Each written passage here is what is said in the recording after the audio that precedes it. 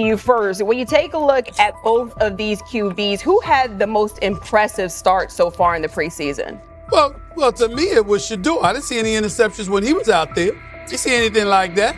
I mean, don't get me wrong. I don't think Dillon Gabriel did a bad job. I was impressed with the brother, but I'm going to go with Shedeur. You know, the pressure was on him. The spotlight was on him. Stephen A. Smith didn't just call out Dillon Gabriel. He held him accountable and made him rethink his comments. The moment Dillon Gabriel spoke and went after Shedeur Sanders, it wasn't a minor slip. He crossed the line and stepped directly into Stephen A. Smith's wheelhouse. And Smith answered with a clear, direct response that left no room for misinterpretation. The comparisons were emanating from the media more so than anybody else.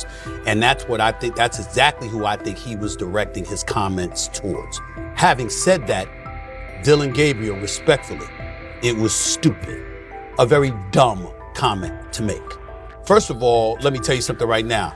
In every walk of life, far beyond the parameters of a football field. This wasn't casual sports commentary, it was a decisive critique. Dillon Gabriel's comments were taken apart by Stephen A. Smith with clear, direct points. Gabriel, a quarterback with solid stats but limited top-level achievements, chose to take a public shot at Shedeur Sanders. Shedeur, who has handled sustained media scrutiny and on-field expectations, became the target of an unnecessary criticism. Smith responded by challenging Gabriel's standing to make that claim, and by defending Sanders on the facts. The outcome was clear. Gabriel overreached, and Sanders didn't deserve the hit. Dan Orlovsky would sit up here in comparison to Shedeur Sanders, who did no such thing, and say, hey, thought he looked better.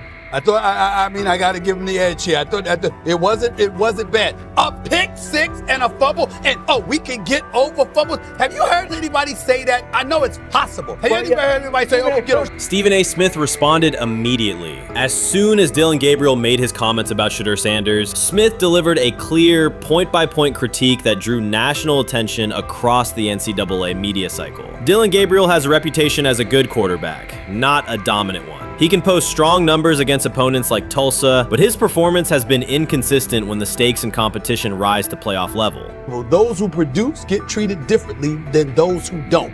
What he said echoes the mentality of all of America practically, and most certainly the world, as we see things being globalized more and more every day. It was a stupid, idiotic, immature comment, because clearly you were feeling the heat because a lot of people was talking about how Shedeur should be QB. Dillon Gabriel is a capable quarterback, but not a standout. Even so, he chose to talk down to Shedeur Sanders, a quarterback who has navigated constant scrutiny and pressure and still represents the future of a program that was struggling before he arrived. The comparison was weak. The criticism was unnecessary. Stephen A. Smith recognized that and dismantled Gabriel's argument with a clear, direct response.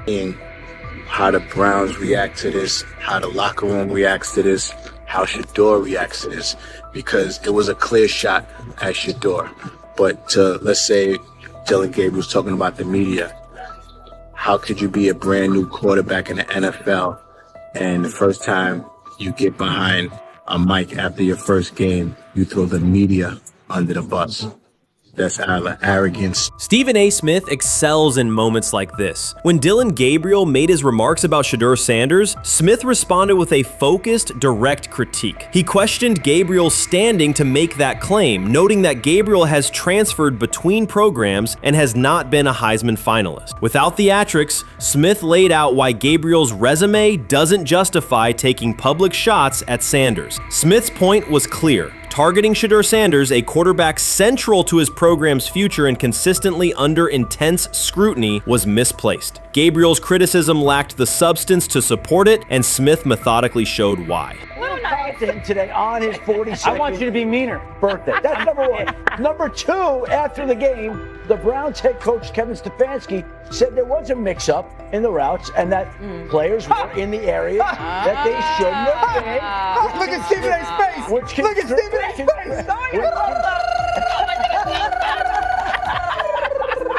Look at Stephen A. Oh my Lord. The strength of Stephen A. Smith's response was that he didn't just address Gabriel's remarks. He challenged the image around him. Dillon Gabriel often presents himself as an overlooked contender ready to surprise. But the reality is that his profile hasn't commanded broad attention. It's a clear reminder that not every opinion carries equal weight. In defending Shedeur Sanders, Stephen A. was direct and precise. Shedeur isn't just a quarterback. He is Deion Sanders' son, which subjects him to scrutiny far beyond anything Gabriel has faced. Even under that pressure, Shedeur has maintained his composure, shown confidence, and delivered in key moments that helped revive a program many had written off. Stupidity, all of it.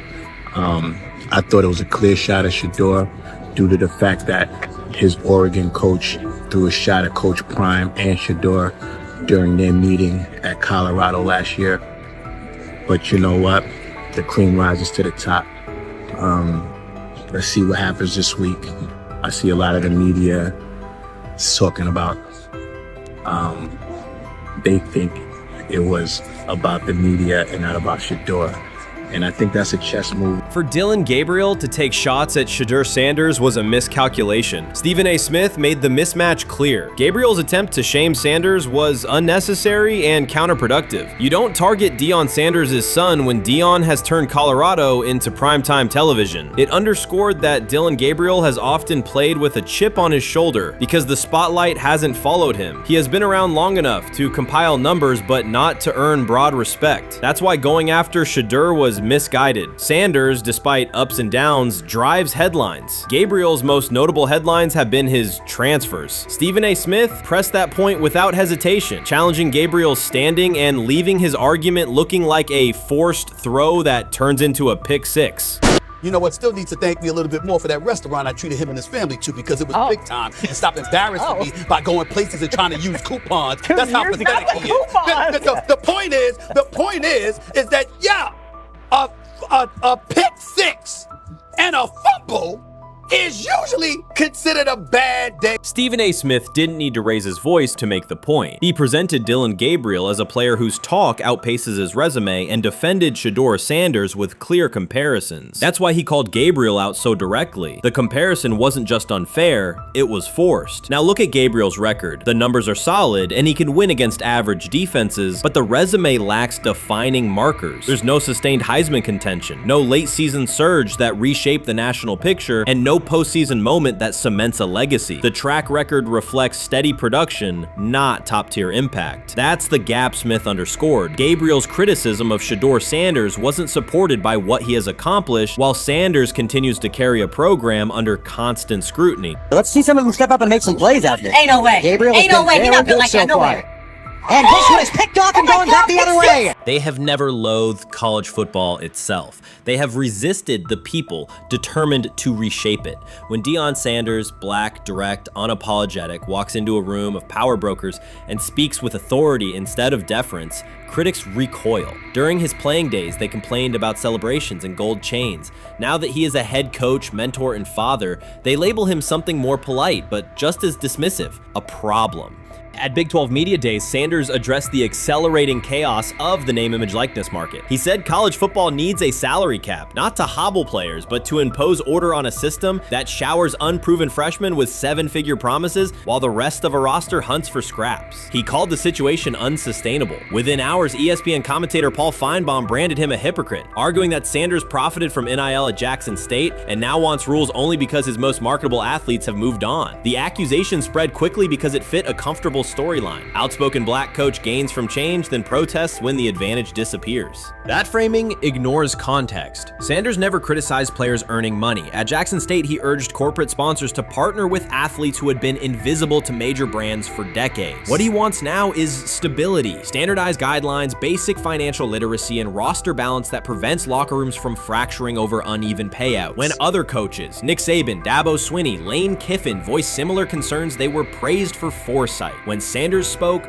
the tone shifted to suspicion. The difference is not the message, it is the messenger. Feinbaum's response followed a familiar script. When black leaders question the structure of the sport, their motives are interrogated, their credibility attacked, and their competence doubted. He did not level the same charge at Jimbo Fisher when Fisher complained that NIL disturbed recruiting. He stayed silent when Kiffin lamented the transfer portal. But Sanders, who raised enrollment and television ratings at Jackson State, brought unprecedented attention to Colorado in one season and consistently mentors players beyond football, was called opportunistic. Feinbaum dismissed the cultural impact Sanders created, the exposure for historically black colleges, the draft picks developed, the infrastructure improved, reducing his work to a marketing stunt dependent on star sons Shedeur and Shiloh or two-way standout Travis Hunter. Sanders did not retaliate. He returned to practice, media obligations, and recruiting. His confidence is rooted in faith and in the responsibility he feels toward young athletes whose lives will extend decades beyond their highlight clips. When he asks for NIL boundaries, he is thinking about freshmen handed large sums without guidance,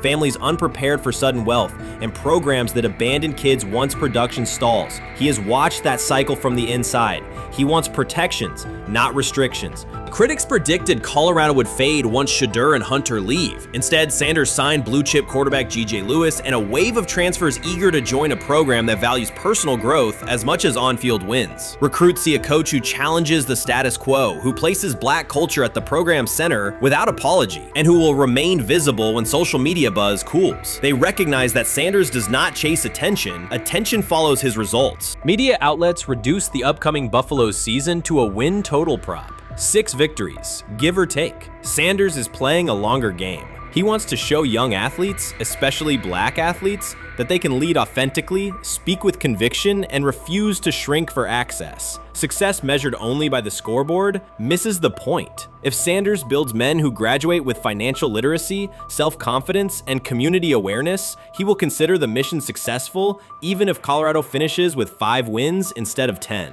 None of that registers with commentators invested in an older hierarchy. For them, leadership should remain predictable, reserved posture, muted tone, minimal cultural expression. Sanders contradicts that image. The possibility that his methods could spread to other coaches, to other programs, threatens a model that has kept decision-making and revenue streams concentrated for generations. So the debate is not about hypocrisy or payroll ceilings. It is about control of the narrative and who is deemed qualified to write it. Sanders refuses to surrender that authority. He knows order is necessary. He also knows whose voices have been ignored whenever real reform is discussed. By speaking plainly, he forces television panels, athletic directors, and conference commissioners to confront issues they would rather defer: financial education, equitable resource distribution, and consistent national standards. Whether Colorado exceeds betting lines this fall will not change the trajectory Sanders has already set. He made Boulder relevant, energized recruiting beyond traditional power corridors, and broadened college football's cultural reach. That influence will persist long after social media debates cool. If his call for NIL structure eventually becomes policy, as the NCAA and Congress now contemplate, Feinbaum's soundbite will fade, while Sanders' imprint endures. In the end, accusations of hypocrisy say more about the accuser than the coach. Sanders has remained consistent: empower athletes, hold adults accountable, and inject stability before unchecked money corrodes the locker room. The people who stand to lose clout in that environment prefer the chaos they can manipulate. Sanders prefers a system that nurtures the players who make the sport worth watching. His advocacy is rooted in experience, not self-interest, and his critics will have to decide whether to engage with that reality or keep shouting from the sidelines. You can't fire the owner because he can't fire himself.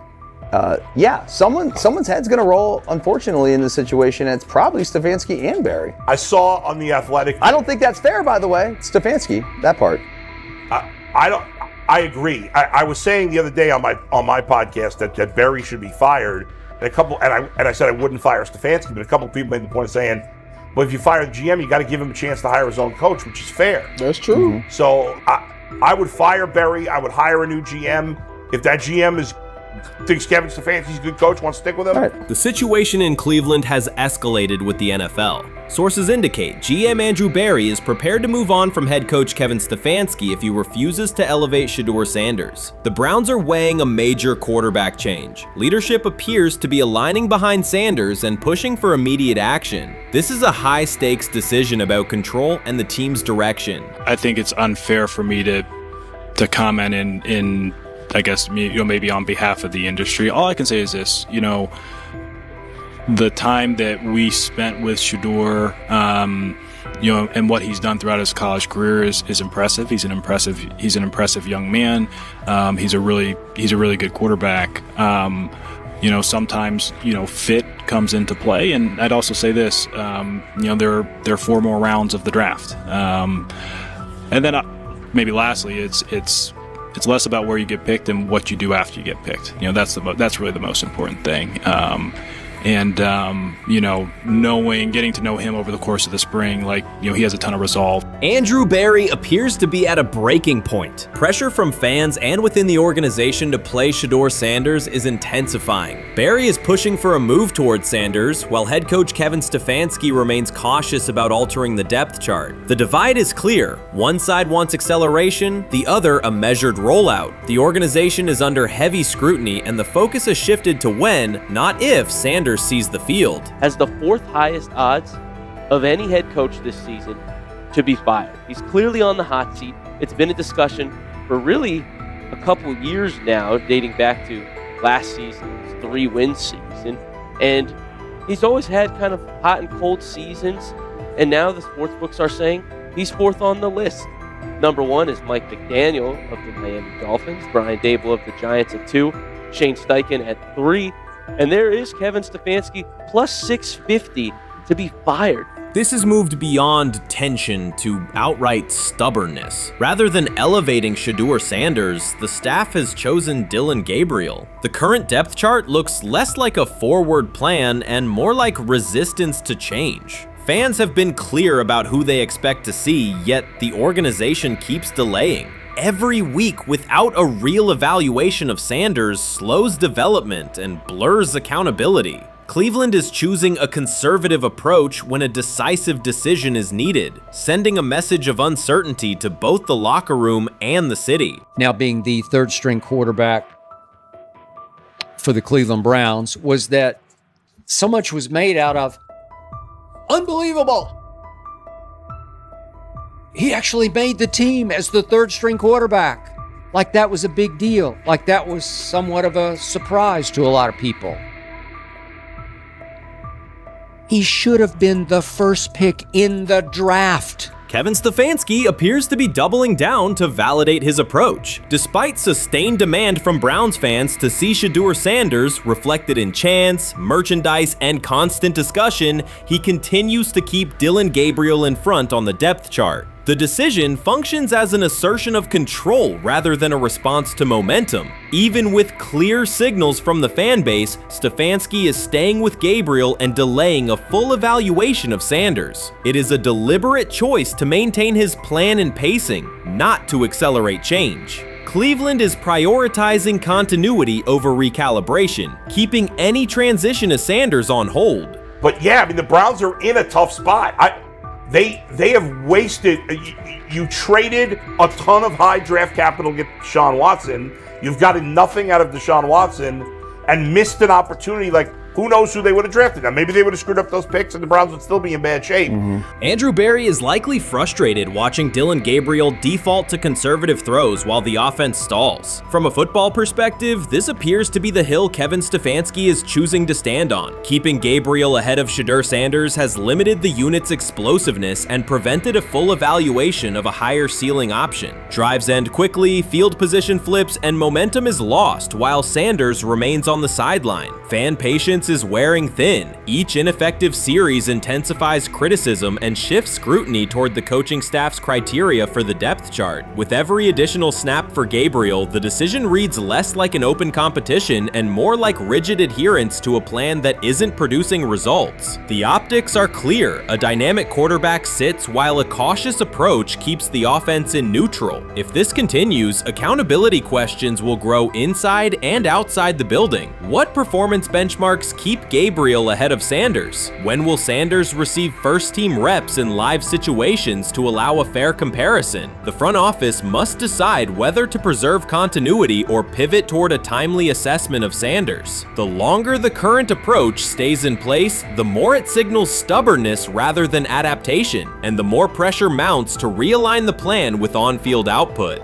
I honestly see it happening if the Browns lose a bunch of games. Like if they get 5 wins or less, I see the report coming out now that Stefanski will be fired. I don't want it to happen. I want the Browns to be good, win a bunch of games. I think that they're going to be a team that is slept on and can at least get 7 wins, which is why if they don't, I see Stefanski getting all the blame for that, and there'll be a new coach in Cleveland. Because their players, to me, are there once again. We've talked about the incredible rookie class. The approach in Cleveland lacks consistency. One week, Andrew Berry signals he wants Shedeur Sanders on the field. The next, Dillon Gabriel gets the reps and the plan stays conservative. Through it all, Kevin Stefanski shows limited urgency despite pressure on his job security. Fans are asking for an offense that can push the ball, change field position, and produce points. Instead, the unit leans on short throws and cautious sequencing. Gabriel's play keeps the ceiling low and momentum static, while a full evaluation of Sanders is postponed. The result is growing frustration and a clear disconnect between the front office, coaching staff, and expectations in the stadium. The NFL tried to teach him and his father a lesson. You don't act like that. You don't talk like that before a draft. We'll show you how our game is played. We will watch you plummet all the way. I think he would have gone undrafted except for that owner in Cleveland. And he is the key to everything because he is something of an against the grain maverick owner. He's kind of a wannabe Jerry. Fan speculation is growing. Some believe Kevin Stefanski lacks confidence in Shedeur Sanders. Others think he's prioritizing Dillon Gabriel for reasons unrelated to performance. A more extreme view claims Stefanski is manipulating outcomes to secure a buyout. Whatever the motive, the risk is clear. This approach is straining his relationship with GM Andrew Berry and alienating the fan base. Pressure is rising, Berry's patience is running out, and supporters have shifted from requests to demands. If the current plan continues, calls for a change in quarterback and accountability will intensify.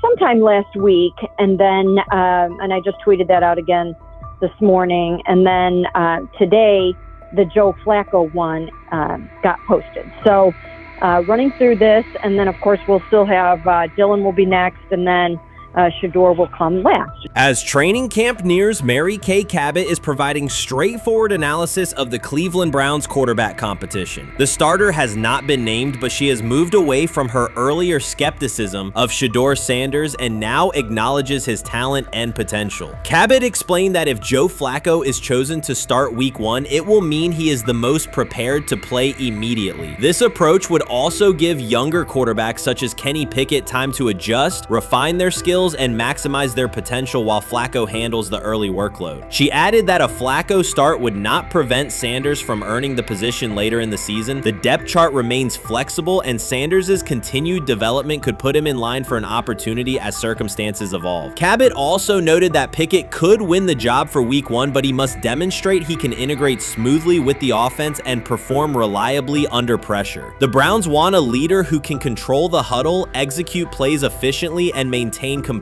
Pickett's performances in upcoming practices and preseason games will be critical in determining whether he secures the starting role or Sanders ultimately takes the reins as the season progresses. Things like that. It doesn't mean that that Kenny can't swoop in there and steal that job by them, but he's really going to have to show that he has a complete mastery of this scheme and this system, and that they don't have to dial it back a lot to put him in there. So these will be some considerations, and I do think that that as the preseason goes along, it will become evident.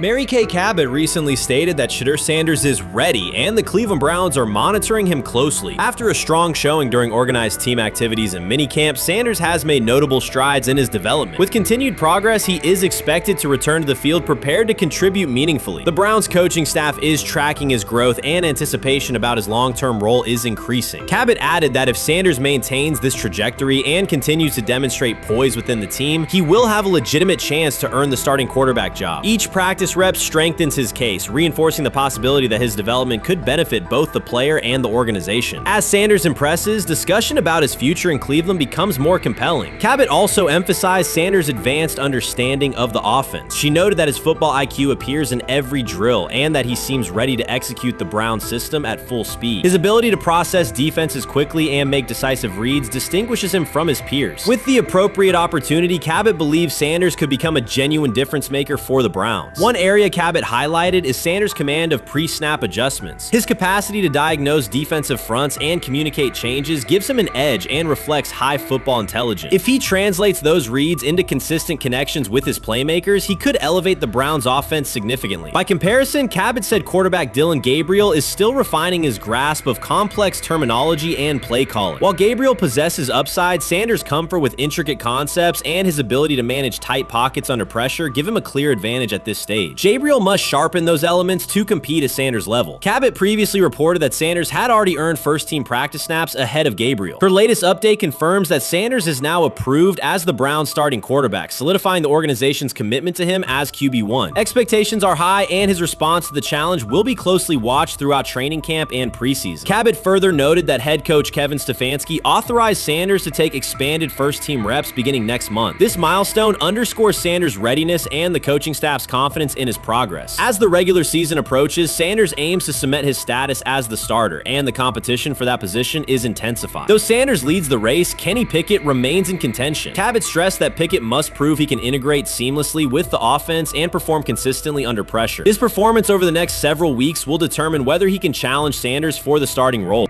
With both quarterbacks vying for the top spot, the Browns' Week 1 starter will be one of the most scrutinized decisions of the upcoming season. For now, Cabot's reporting underscores Sanders' rapid ascent, strong football intellect, and growing command of the offense, qualities that position him well to lead Cleveland's offense when the opportunity arrives. Urban Meyer's roster history underscores the absurdity. Meyer coached Aaron Hernandez, whose off-field crimes are well documented, along with other players entangled in assaults, academic misconduct, and more. Yet, Feinbaum singled out Newton, a national champion, Heisman Trophy winner, and NFL MVP, as the worst. This selective condemnation is not new. When Deion Sanders recently suggested implementing an NIL salary cap to restore competitive balance, Feinbaum dismissed the proposal and called Sanders a hypocrite rather than engage with the substance. The pattern repeats. Feinbaum routinely targets Cam Newton, Deion Sanders, Jameis Winston, Lamar Jackson, outspoken black athletes and coaches, while extending grace to figures such as Nick Saban, Kirby Smart, Dabo Swinney, or Tim Tebow under similar circumstances. Newton is no longer content to remain silent while others distort his story. In response, he laid out an accurate chronology, highlighting facts the commentary networks rarely repeat. One long-standing myth is that Newton was expelled from the University of Florida. He was not. Tim Tebow held the starting job unchallenged, and Meyer had no intention of displacing his star. Like thousands of athletes each year, Newton transferred to find a place where he could play. The move was strategic, not disciplinary. He is with 3-2-2-5-3-17 to transferred and more back. Meyer was. Critics habitually resurrect the 2008 laptop incident to tarnish Newton's entire career. Newton has acknowledged the mistake, but its relevance is overstated. The incident did not prompt his transfer, nor did it derail his trajectory. After leaving Florida, Newton enrolled at Blinn College, a Texas JUCO powerhouse, and led the Buccaneers to a national championship while posting dominant statistics. That performance earned him the opportunity to transfer to Auburn. At Auburn, Newton produced one of the most extraordinary single seasons in collegiate history. More than 4,000 yards of total offense, 50 combined touchdowns, an SEC title, a national championship, and the Heisman Trophy. Achievement compressed into a single year under intense scrutiny. Even that landmark season is recast by Feinbaum as a cautionary tale. He claims Newton ignored head coach Gene Chizik by diving for a goal line touchdown when told to kneel, jeopardizing the game. In reality, Newton explained that the decision was a collective adjustment made in the huddle after reading the defense. While Auburn still held timeouts, the Tigers maintained control and secured the championship. Portraying that moment as reckless serves to recast Newton's success as selfishness rather than leadership. Feinbaum's approach to Sanders reflects the same dynamic. When Sanders urged a structured NIL ceiling to protect athletes and stabilize rosters, Feinbaum immediately labeled him hypocritical. Yet when Saban or Sweeney voice identical concerns, Feinbaum frames them as thoughtful guardians of the sport. The inconsistency reveals that the determining factor is not the argument but the identity of the speaker. Unapologetic black leaders who control their narratives, challenge entrenched hierarchies, and Feinbaum's commentary often functions as a check on that influence. Newton countered Feinbaum's latest attack with a concise statement. "You're lying, Paul. Please stop." Behind those words lay a broader indictment of the media machinery that weaponizes half-truths. By calling Newton the worst player Meyer coached, Feinbaum was seeding doubt among fans, front office evaluators, and future historians. Newton, now an established media presence and entrepreneur, no longer depends on traditional outlets to correct the record. He reminded audiences of 3 essential truths. He departed Florida on his own terms, he led Auburn with support from coaches and teammates, and he captured every major accolade available in college and professional football without conforming to prescribed expectations. An unspoken rule lingers in American sports discourse. Black athletes may excel, but must do so quietly, gratefully, and without highlighting systemic inequities. Newton broke that expectation early by celebrating with unreserved joy, answering questions candidly, and refusing to minimize his personality. For some commentators, that confidence is reinterpreted as arrogance. Feinbaum's repeated attempts to undermine Newton follow a familiar script of policing behavior rather than analyzing performance. Yet, legacy rests not in a pundit soundbite, but in tangible achievements and public memory.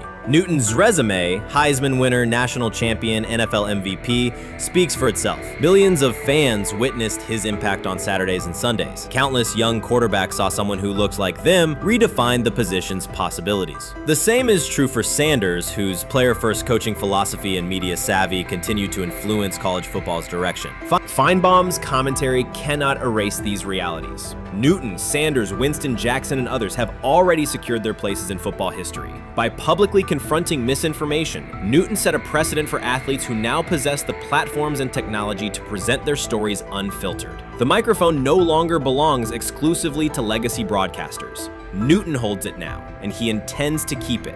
A decisive shift that reduces the gatekeeper's influence and ensures that accomplishments are judged on merit rather than narrative manipulation.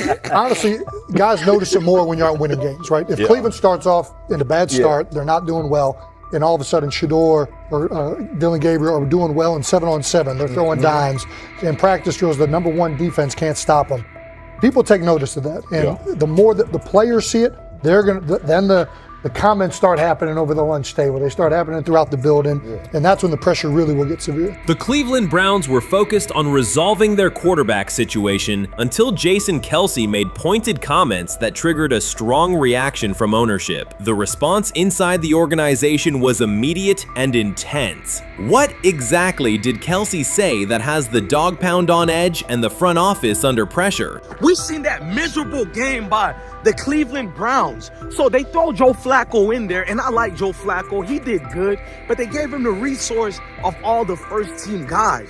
Then they throw Dillon Gabriel in there with first teams and second teams. So Dillon always is getting protected. The same thing again, they gave this scrub max protection on every play. Yeah, he completed some passes, but let's talk about his mistakes. He's still inconsistent with his throws, but he at least had max protection. The Cleveland Browns continue to be defined by inconsistency and avoidable setbacks. Even as fans hoped the organization had turned a corner, Jason Kelce, fresh off retirement, offered a direct critique that reignited doubts about the team's direction. His remarks implied the franchise's structure and decision-making remain unstable and recent progress may not hold. The takeaway for leadership is straightforward. Identify core issues, align on a coherent plan, and execute with discipline. For supporters, it's another sign that the problems run deeper than a single season. They throw Shedeur Sanders in there with the lowest cab drivers you couldn't even get on 5th Street.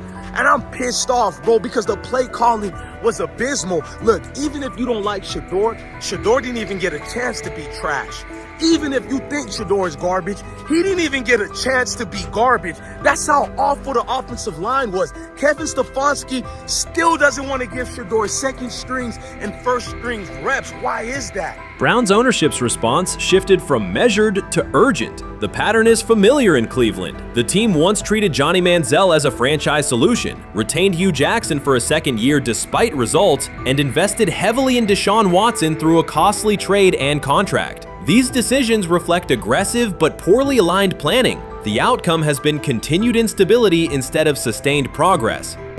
That this was the guy that they wanted to start. He's seasoned, he's experienced, he still has a big-time arm, even at his age, and they open with the Cincinnati Bengals. They wanted that experienced guy. He was always going to be the guy. They were not going to start Dillon Gabriel or Shedeur Sanders in week 1. Kenny Pickett had a hamstring injury. It makes it easy to go with Joe Flacco. And the question isn't and wasn't going to be who's the starter in Cleveland. The question is, who's going to be the backup in Cleveland? Who's going to be the number 2 quarterback when they open the season against these Bengals? Fans still show up season after season, expecting improvement and bracing for setbacks. The usual pattern has been early optimism followed by a gradual collapse. But last season was different. For a sustained stretch, the Browns looked organized and competitive, resembling a functioning team. Couple days, 3 days until roster cutdowns. How do you feel about that? Do you feel like you belong here on this team? Obviously, I think overall as a player, I feel like I put in the work. I feel like everything I do, I try to do it to my best, and that's all I ask for. So I feel like everybody feels like, they should be on the team, and if you ask anybody on the team, would they feel like they belong, in their own eyes. So I feel like I do, but I'm my own player, I think about myself in a high regard. The front office entered the offseason confident. Kevin Stefanski was being praised, and the Dog Pound believed the team had made real progress. Then Jason Kelce delivered a pointed assessment that cut through the optimism. Fresh into retirement, the former Eagles All-Pro and Super Bowl champion said Cleveland still looks like a team patching over issues rather than building a durable contender. Kelce's view was direct. The Browns' structure is fragile, and the roster is too dependent on perfect health at quarterback. He argued the team is one injury away from losing continuity and sliding backward. Because Kelce has operated inside a stable, championship-level organization, his comments carried weight with players, media, and fans. The reaction was immediate. People took his critique seriously, not as outside noise, but as an informed evaluation of how a successful team should be built. Ownership also felt the impact. Jimmy Haslam's response shifted to urgency, a sign that leadership recognizes the stakes. The criticism arrives in the context of prior high-risk decisions, especially the fully guaranteed $230 million commitment tied to Deshaun Watson. Watson has missed time and shown inconsistency when available, and the contract has constrained flexibility. Kelce's remarks highlight why depth, alignment between the front office and coaching staff, and a clear contingency plan at quarterback are non-negotiable. The takeaway is straightforward. Cleveland must convert last season's progress into a stable framework, protect the quarterback, deepen critical positions, and establish a plan that survives injuries and short-term setbacks. Without that, the games that fueled optimism will remain temporary.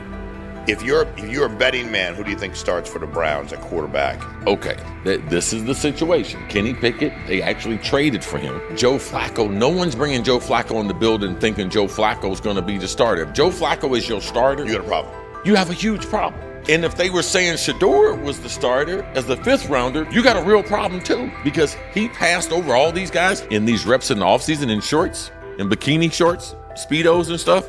Like, no. That kind of stuff. So I'm not that surprised. When you put down a 3rd round pick on a quarterback, you do believe he has a certain skill set. Jason Kelce stated the obvious. Cleveland committed to a quarterback who hasn't played at an elite level in years, and Joe Flacco's playoff run didn't change the long-term outlook. Ownership appeared more upset that the criticism was public than by the substance of the critique. Many fans agreed. They've seen this pattern before. Rosters age, injuries are inevitable, and when a single contract dominates the cap, one setback at quarterback can undermine the entire season. Kelsey's broader point was about structure. The Browns prioritized the high-cost, uncertain starter over depth and contingency. The late-season surge masked issues that remain: limited cap flexibility, thin depth at key positions, and an offense that lacks a credible Plan B.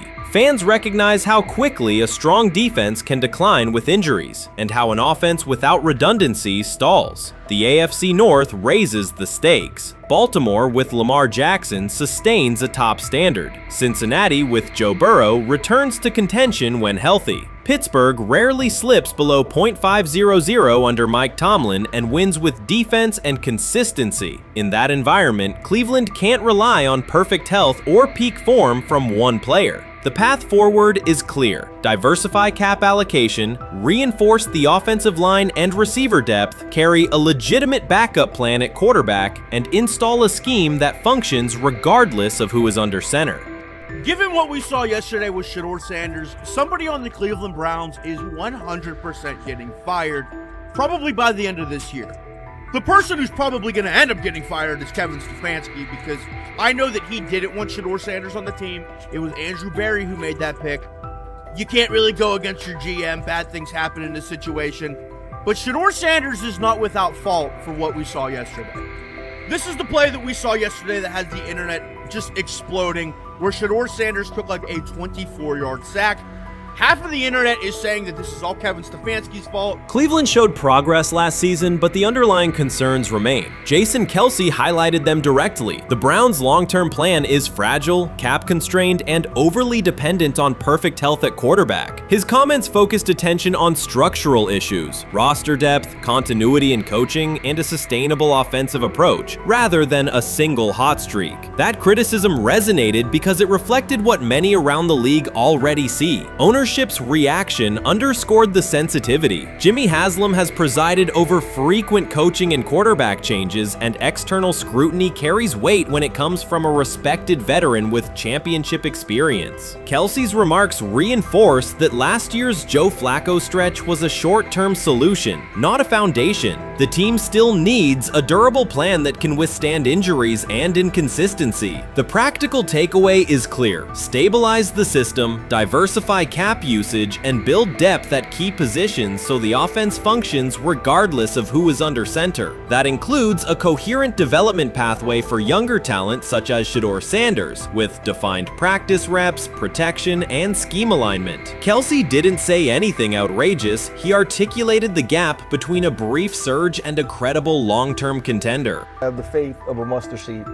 Right, because this is the greatest resurrection since Jesus the Christ. Right, like at some point, Joe Flacco was thinking about getting into TV. Yeah. Right, Joe Flacco didn't have a job, and then now you not only come back and start for the Cleveland Browns late in the 2023 season, but they came back around to you. You're now the day one starter for a franchise that just 2 years ago was in the playoffs. The Browns' quarterback situation remains unsettled. Deshaun Watson was expected to be the long-term answer, but injuries and inconsistent play have prevented him from reaching an elite level. When the team turned to Joe Flacco after Watson's season deteriorated, Flacco immediately lifted the offense and produced results that highlighted the gap between expectations and reality. That a 39-year-old late addition could outperform a $230 million starter was not just a short-term surprise, it raised fundamental questions about roster construction and evaluation. Quarterback depth has been fragile, and the late-season surge masked broader structural problems. Jason Kelce's remarks made that clear. Cleveland is vulnerable if the starter is unavailable, cap flexibility is limited, and the offensive plan lacks a stable contingency. His critique drew attention to leadership and planning as much as on-field performance. Jimmy Haslam's strong reaction reflects the pressure on ownership. The organization has promoted a message of stability and progress, but Kelce's assessment suggested those gains are not yet durable. The path forward requires a realistic approach to the cap, a credible backup plan at quarterback, and a system that holds up regardless of personnel. Shedeur Sanders did not treat day 4 of Browns training camp as anything other than work. He completed 8 of 11 passes with 3 touchdowns, operating with control and accuracy throughout the red zone periods. The throws were varied, a well-placed ball to rookie Luke Floria that led him across the goal line in stride, a firm throw to Cade McDonald over middle after a quick read, and a tight window completion to Deontay Johnson at the back of the end zone with 2 defenders closing. The sequence showed timing, poise, and placement under pressure.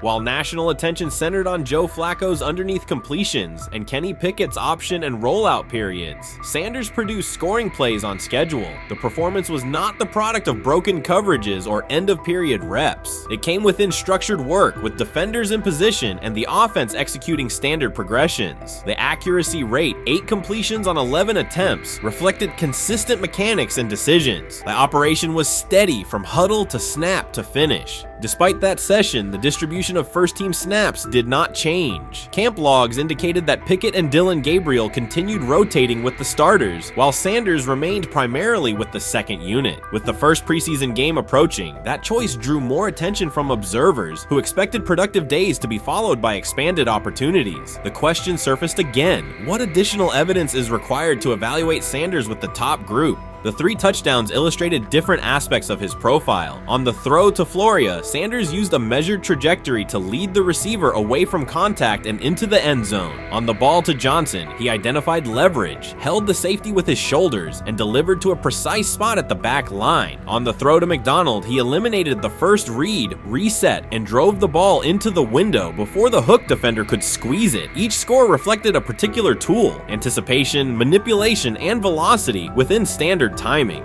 Comparisons to the other quarterbacks were straightforward. Pickett produced 2 touchdowns but placed 1 late ball that exposed a receiver to contact near the goal line. Gabriel accounted for 1 score, with additional gains coming on checkdowns and designed movement. Flacco advanced the ball in short increments without finishing drives during the same period. Sanders converted opportunities into points repeatedly and without turnovers. The rotation, however, remained unchanged. Head coach Kevin Stefanski and the staff continued to allocate first-team work to the same group, describing the process as an open evaluation. In practice, that has meant extended starter reps for Pickett and Gabriel, veteran scripts for Flacco, and second unit periods for Sanders. The disconnect between output and opportunity was notable, particularly given the stated goal of reaching an early decision at quarterback. When asked about the timeline recently, Stefanski said the preference was to decide sooner rather than later, an acknowledgement that the window for assessment is limited as preseason approaches. Speculation about motives is common in such situations. The discussion has included references to front office perspectives and ownership influence. Owner Jimmy Haslam is widely viewed as supportive of drafting Sanders. General manager Andrew Berry is known for prioritizing fit, traits, and process within the roster building model. Stefanski reports to Berry, and the practice plan reflects coaching evaluation within organizational parameters. None of that guarantees any outcome. It does explain why rotations can remain conservative even after strong individual periods. Regardless of internal views, the most useful next step for the evaluation would be a defined set of first-team snaps for Sanders to put comparable tape next to his peers. There was also outside attention on several practice segments from earlier in camp that showed Sanders throwing during lulls to non-receiver personnel, ball attendants, staffers, and assistants, while other quarterbacks were in script with full units. Those clips circulated widely and were interpreted by some as dismissive. Sanders addressed questions about it by narrowing the focus to preparation, explaining that his responsibility is to be ready for the work assigned and that he has adjusted at every level of competition, from HBCU ball to the Power 5 and now the NFL. The response matched his general approach: acknowledge the situation, maintain routine, and continue to execute when the next period begins. The broader draft day and narrative context remains part of the conversation. Sanders' college resume included efficient production and high completion rates across 2 programs, culminating in national recognition such as the Johnny Unitas Golden Arm Award. His selection in the 5th round was driven by varying evaluations of projection, scheme fit, and development timelines. The result is the current environment. He must present his case within limited windows, then wait for access to the next rung of competition. That does not make the process unfair, it makes it exacting. The best answer, for him and for the staff, is additional, comparable reps and clear tape.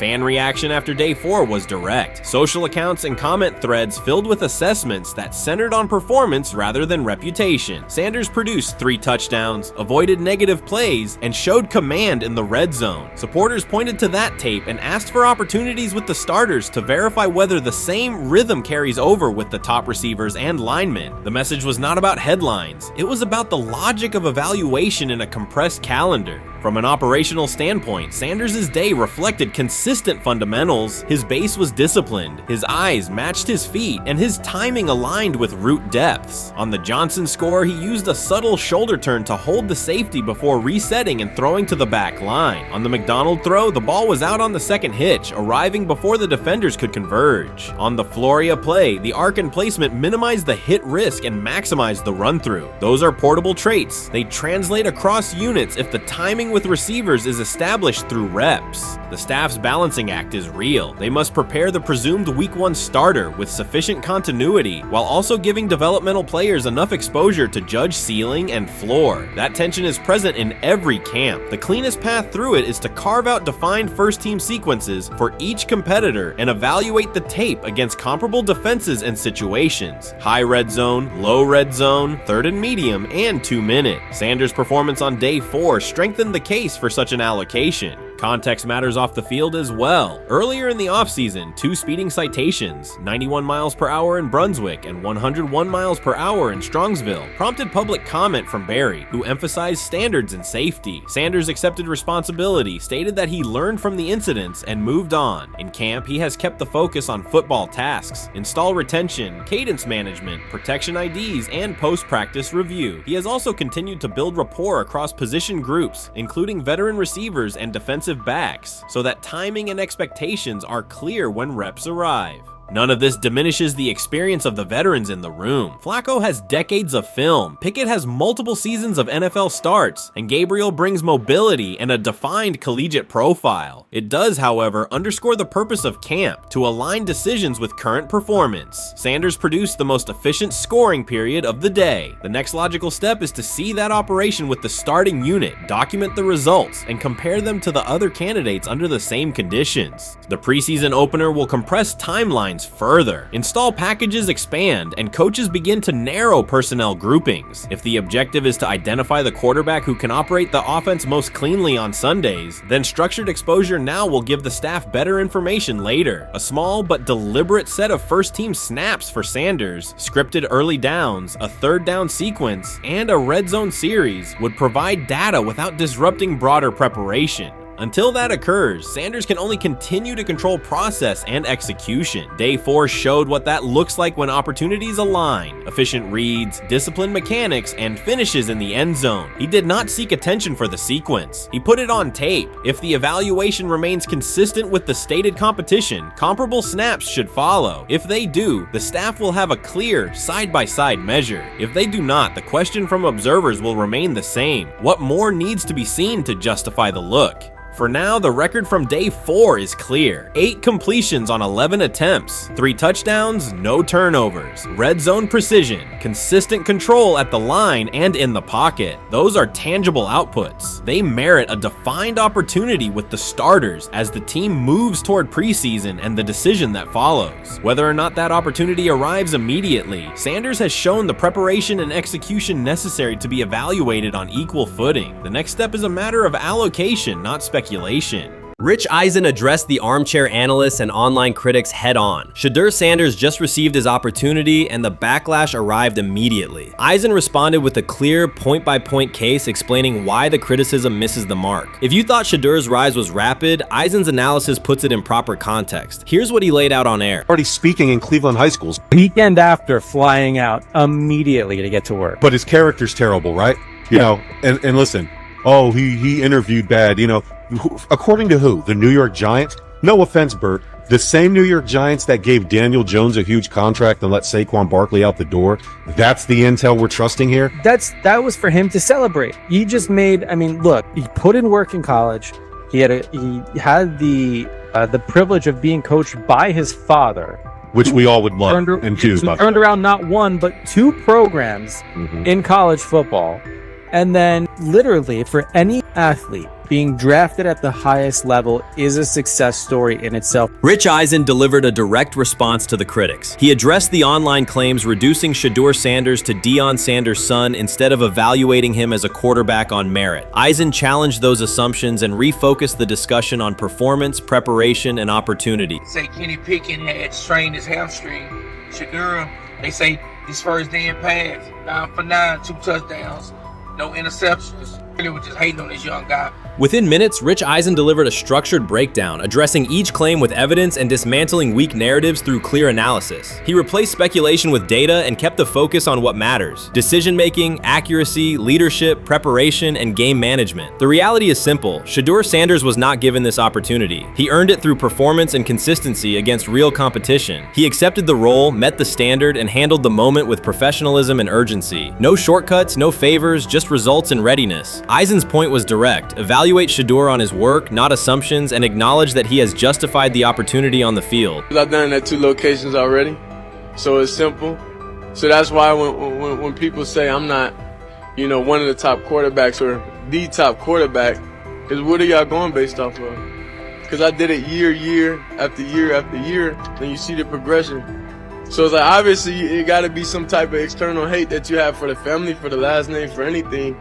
Because I know I proved myself. While many were still debating whether he was NFL ready, Shedeur Sanders stepped onto the practice field and operated like a clear QB1, setting protections, controlling tempo, and executing the plan. The narrative that he is just flash, media attention, or his father's influence does not hold up against his work in installs, progressions, and situational drills. What he showed was composure, efficiency, and command of the offense. He processed quickly, protected the football, and delivered on-time throws, demonstrating preparation and control. I'm a firm believer. If I wanted Shedeur Sanders at 2, at worst at 33, of course I already think that he's better than other quarterbacks. Because that's the type of talent, that's where I would have picked him at. And if he was at 2 or 33, and he still had this same exact skill set, we would be talking about him starting and playing. Right. Well, there'd only be 3 quarterbacks. It'd be 3 quarterbacks, not 4. Not 4, yeah. But since he moved to the 5th round, that's cool. They might have to go along with it. But to me, I think if you ask who got the best tools, I'm going with Shedeur Sanders. From the first day of camp, he was not there to get by. He arrived to lead. There was no hesitation in installs, no lapses in fundamentals, just precise timing, clean footwork, and consistent velocity to every level of the field. He managed protections, controlled cadence, and delivered in situational work, showing command rather than learning on the fly. The approach was efficient and disciplined, with attention to detail and progressions and ball placement that reflected preparation, not improvisation. At the same time, Rich Eisen addressed the narrative directly and backed it with evidence. He laid out clips, context, and performance markers to cut through speculation. Eisen emphasized that Shedeur Sanders did not step into this moment because of publicity. He built toward it through sustained work, resilience, and results. The background, media readiness, high football IQ, and a professional approach was developed over years, not days, and it translated to immediate operational control of the offense. The resistance came from familiar places. Some in the traditional guard still framed mobile quarterbacks as limited and expected the nepotism label to define him. That view did not hold up against what was on the field: composure under pressure, secure decision-making, accurate throws into tight windows, and consistent execution in red zone and 2-minute sequences. Eisen's point was clear: evaluate Shedeur Sanders on performance and readiness. The evidence shows he earned the opportunity and is meeting the standard with accountability and consistency. Yeah, teams didn't draft him because they didn't think he was first-round talent. And the quote we played and that's on the screen, I think is flatly wrong. We all know this shouldn't have happened. Yes, it should have. It should have happened because this wasn't. Now, again, teams can be wrong. The league as a whole can be wrong. Hell, the Baltimore Ravens drafted a 25-year-old tight end before they drafted Lamar Jackson in the same draft. The die is not cast on who Shedeur Sanders. He stated it plainly. This is not a celebrity appearance. This is a quarterback with pocket presence, leadership, and decision-making that stands on its own. You either show it or you settle into a backup role. Shedeur Sanders is not auditioning. He is establishing himself as the starter. When the opportunity arrived, whether through injury, trade, or depth chart changes, Shedeur was prepared and delivered. He did not hesitate. He executed the offense and finished drives. As others tried to catch up to what they were seeing, Rich Coach Eisen reinforced the same message he has been repeating: evaluate the work. Camp reports have been consistently positive, but the important shift is how the performance is being received. Casual attendees who came to observe left talking about Shedeur's command and poise. Detailed observers focused on his pre-snap reads, protection checks, and audibles, highlighting the mechanics, timing, and ball placement that support efficient, controlled play. I'm about to unleash about Shedeur Sanders. I just watched what happened to Shedeur Sanders in the Cleveland Browns' third and final preseason game.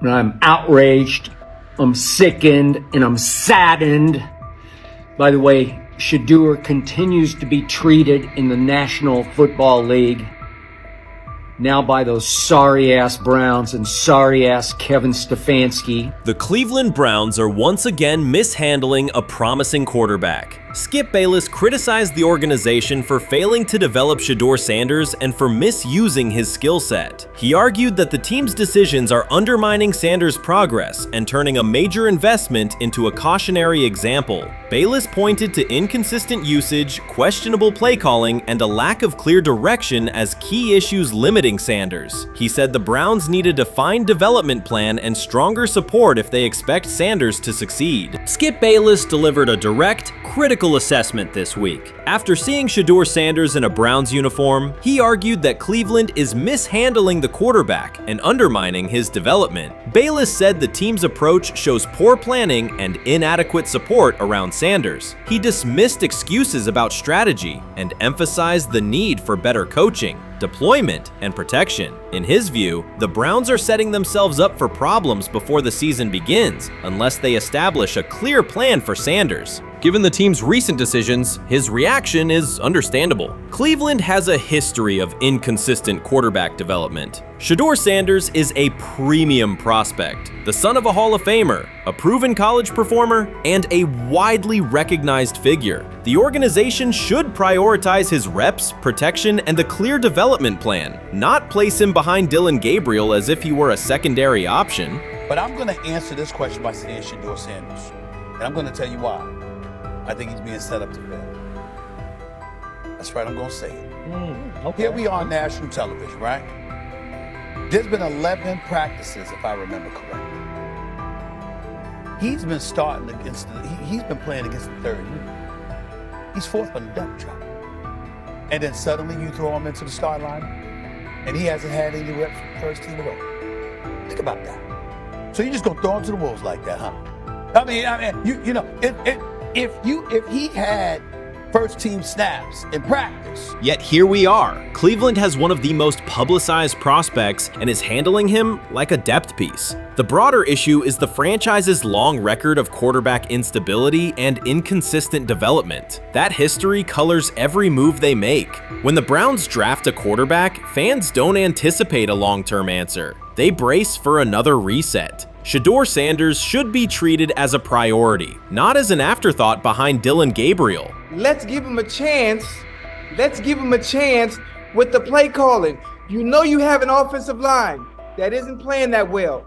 So what do? Why not just play the short game so he can get the ball out of his hands very fast to run a competent goddamn offense? Outside of that, Shedeur has to be better in understanding that the offensive line that you're working with right now is not adequate.